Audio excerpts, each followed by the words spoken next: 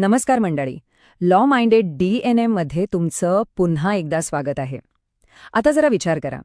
तुम्ही तुमची केस अगदी योग्य न्यायालयात दाखल केली आहे. सगळं व्यवस्थित आहे. पण आता काहीतरी गडबड वाटतेय.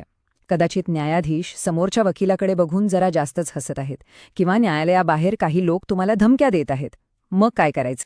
मग काय, अशा परिस्थितीत जिथे आपल्याला न्याय मिळण्याचीच शक्यता वाटत नाही, तिथेच आयुष्यभर खटला लढवत बसायचा का? म्हणजे तुम्ही तिथे कायमचे अडकून पडला आहात का? तर याचं उत्तर आहे अजिबात नाही. तुम्ही तिथे अडकलेले नाहीत. आपल्या कायद्यात म्हणजेच दिवाणी प्रक्रिया संहितेमध्ये यावर एक जबरदस्त उपाय आहे आणि तो म्हणजे खटल्याचे हस्तांतरण म्हणजेच ट्रान्सफर ऑफ अ सूट. चला तर मग या ट्रान्सफरच्या नियमांना जरा सविस्तरपणे समजून घेऊया. पण हो, त्याआधी ना एक मोठा गैरसमज आहे जो आपल्याला आधी दूर करायला हवा. अनेक कायद्याच्या विद्यार्थ्यांना वाटतं की केस ट्रान्सफर करणं खूप सोपं आहे, पण खरं तर तसं नाहीये. हे बघा, हा गैरसमज आणि वास्तव दोन्ही एकाच वेळी स्पष्ट होतंय. डावीकडे काय दिसतंय तो आपला कॉमन गैरसमज. अहो, ते कोर्ट माझ्या घरापासून खूप लांब आहे, रोजचा त्रास होतोय, म्हणून मला केस ट्रान्सफर करायची आहे. पण उजवीकडे कायदेशीर वास्तव काय आहे? कायदा म्हणतो, थांबा, फक्त तुमची गैरसोय हे पुरेसं कारण नाहीये. कायद्याला यापेक्षा खूप ठोस आणि गंभीर कारणं हवी असतात. आणि हेच तत्व मेनका संजय गांधी विरुद्ध राणी जेठमलानी या ऐतिहासिक खटल्यात अधोरेखित केलं गेलं. एक सुप्रसिद्ध वाक्य आहे, justice must not only be done but must be seen to be done. म्हणजे काय, तर न्याय फक्त झालाय हे महत्वाचं नाही, तर तो होताना निष्पक्षपातीपणे दिसला पाहिजे. जर तुम्हाला वाजवी भीती वाटत असेल की न्याय मिळणार नाही, तर तिथे खटला चालवण्यात काहीच अर्थ उरत नाही. मग ही खरी ठोस कारणं कोणती? हे समजायला थोडं किचकट वाटू शकतं, म्हणून आपण एक सोपी आणि मला खात्री आहे सगळ्यांना आवडेल अशी उपमा वापरूया.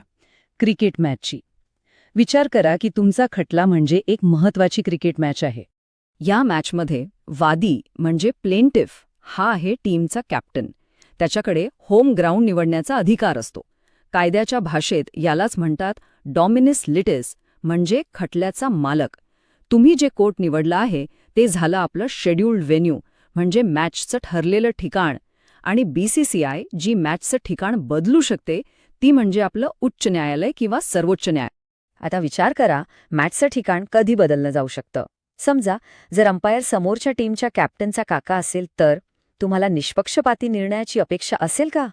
अजिबात नाही. यालाच कायद्यात म्हणतात reasonable apprehension of judicial bias. किंवा समजा स्थानिक गर्दी तुमच्या टीम बसवर दगडफेक करत आहे, तुमच्या जीवाला धोका आहे. आणि तिसरी शक्यता, तुमची पूर्ण टीम, महत्वाचे साक्षीदार आणि सगळं साहित्य दुसऱ्याच शहरात आहे. याला कायद्याच्या भाषेत म्हणतात बॅलन्स ऑफ कन्व्हिनियन्स. तर यामधला सर्वात महत्वाचा मुद्दा आहे रिझनेबल ॲप्रिहेन्शन ऑफ बायस, म्हणजेच पूर्वग्रहाची वाजवी भीती. याचा सरळ अर्थ काय होतो, तर जर एखाद्या पक्षकाराला प्रामाणिकपणे वाटत असेल की न्यायाधीशांच्या मनात काहीतरी पूर्वग्रह आहे किंवा समोरच्या पार्टीचा स्थानिक पातळीवर इतका दबदबा आहे की त्याला निष्पक्षपाती न्याय मिळणारच नाही, तर तो केस ट्रान्सफरसाठी अर्ज करू शकतो. ठीक आहे, हे तर कळालं की केस ट्रान्सफर होऊ शकते. पण हा अधिकार नक्की आहे कोणाकडे? म्हणजे आपली BCCI नक्की कोण आहे? चला ते पाहूया. इथे बघा, ह्या तक्त्यामध्ये कलम 24 आणि कलम 25 मधला फरक अगदी स्पष्ट दिसतोय. कलम 24 हे जिल्हा आणि उच्च न्यायालयाला एकाच राज्याच्या आत म्हणजे इंट्रास्टेट केस ट्रान्सफर करण्याचे अधिकार देतं, तर कलम 25 हे फक्त आणि फक्त सर्वोच्च न्यायालयाला दिलेली एक सुपर पॉवर आहे, ज्याद्वारे केस एका राज्यातून थेट दुसऱ्या राज्यात म्हणजे इंटरस्टेट पाठवता येते. याला अजून सोप्या भाषेत समजून घेऊ. कलम 24 म्हणजे समजा कंपनीतला मॅनेजर, तो कर्मचाऱ्याला एका डिपार्टमेंटमधनं दुसऱ्या डिपार्टमेंटमध्ये टाकू शकतो. तसंच जिल्हा न्यायालय किंवा उच्च न्यायालय एकाच राज्यामध्ये एका कनिष्ठ न्यायालयातून दुसऱ्या कनिष्ठ न्यायालयात केस ट्रान्सफर करू शकतो. आणि यात एक विशेष गोष्ट म्हणजे ह्यासाठी कोणी अर्ज करण्याचीही गरज नाही. न्यायालय स्वतःच्या पुढाकाराने, ज्याला सुओ मोटू म्हणतात, सुद्धा हे करू शकतं. आणि आता येतं कलम 25 म्हणजे सुपरपॉवर.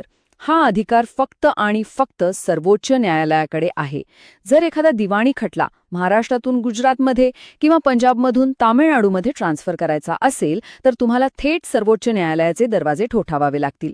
आणि सर्वोच्च न्यायालय हे तेव्हाच करेल जेव्हा त्यांना वाटेल की न्यायाच्या हितासाठी म्हणजेच expedient for the ends of justice हे करणं अत्यंत आवश्यक आहे. पण थांबा, एक महत्वाचा प्रश्न. या अधिकाराचा गैरवापर करता येतो का? म्हणजे मुद्दाम केस लांबवण्यासाठी किंवा समोरच्या पार्टीला त्रास देण्यासाठी अर्ज केला तर? कायद्याने ह्याचाही विचार केलाय. कायदा इथे एकदम स्पष्ट आहे. तुम्ही केवळ वेळकाढूपणा करण्यासाठी किंवा समोरच्या व्यक्तीला उगाचच छळण्यासाठी हस्तांतरणाचा अर्ज करू शकत नाही. अशा अर्जाला फ्रिव्हलस ऑर वेक्सेशियस अर्ज म्हणतात, म्हणजे क्षुल्लक किंवा त्रासदायक. आणि जर तुम्ही असं केलं तर शिक्षा काय? जर तुम्ही कलम 25 अंतर्गत सर्वोच्च न्यायालयात असा फालतू अर्ज दाखल केला आणि कोर्टाला कळलं की तुमचा हेतू फक्त त्रास देण्याचा आहे, तर सर्वोच्च न्यायालय तुमचा अर्ज तर फेटाळेलच, पण तुम्हाला 2,000 रुपयांपर्यंतची नुकसान भरपाईसुद्धा समोरच्या पार्टीला देण्याचा आदेश देऊ शकते. म्हणजे कोर्टाचा वेळ वाया घालवणं चांगलंच महागात पडू शकतं. चला तर मग या सगळ्या चर्चेचं सार काय आहे ते अगदी थोडक्यात बघूया.